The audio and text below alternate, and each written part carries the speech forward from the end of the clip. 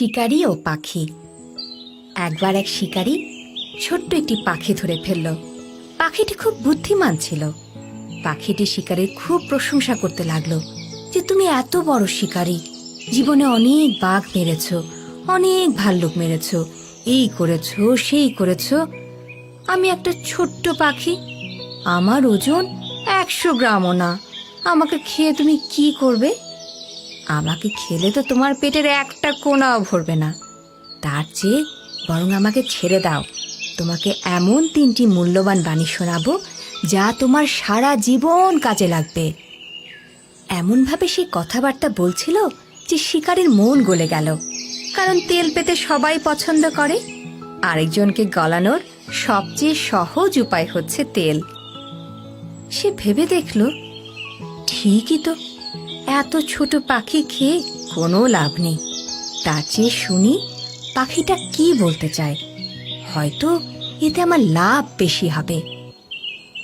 শিকারী রাজি হয়। পাখিটি বলল, আমি প্রথম বাক্যটি বলবো তোমার হাতের ওপর বসে, দ্বিতীয় বাক্যটি বলবো এই গাছের ডালে বসে, তৃতীয় বাক্যটি বলবো গাছের মগডালে বসে। শিকারী বলল, ঠিক আছে। পাখি বলল, কখনো অলীক কল্পনা করো না, যা অবাস্তব সেটা কখনো বিশ্বাস করো না।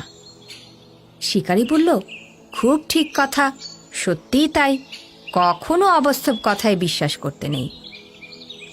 পাখি বলল, এবার আমাকে গাছের ডালে যেতে দাও, আমি দ্বিতীয় বাক্যটি বলবো। শিকারী ছেড়ে দিল। গাছের ডালে উঠে পাখি বলল, যা হাতছাড়া হয়ে গেল তা নিয়ে কখনো আফসোস করো না।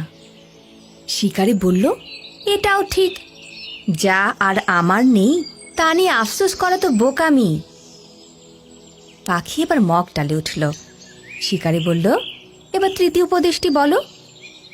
পাখি বলল, তৃতীয়টি বলার আগে দেখে নেই আগের 2টি উপদেশের শিক্ষা তোমার জীবনে কাজে লাগিয়েছ কিনা। পাখিটি বলল, আমার পেটে আছে 200 গ্রাম ওজনের একটি মুক্ত। শুনে শিকারী খুব আফসোস শুরু করলো, হায় হায়, এ কি করলাম আমি? এইভাবে হাতছাড়া করলাম ধনী হওয়ার এত সহজ সুযোগ। বলেই পাখিকে ধরার ব্যর্থ চেষ্টায় উপরের দিকে লাফাতে লাগলো। কিন্তু পাখি তো তখন মগডালে।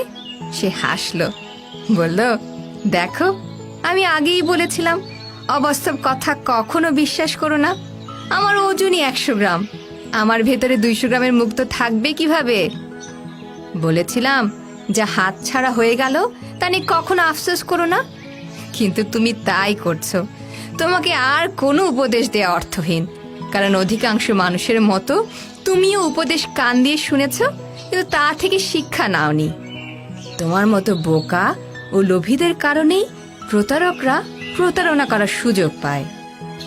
এই গল্পের শিক্ষা, লোভ ও অলীক প্রত্যাশায় প্রতারিত হয়ে আফসোস করাটাই দুর্দশাগ্রস্তদের স্বভাব।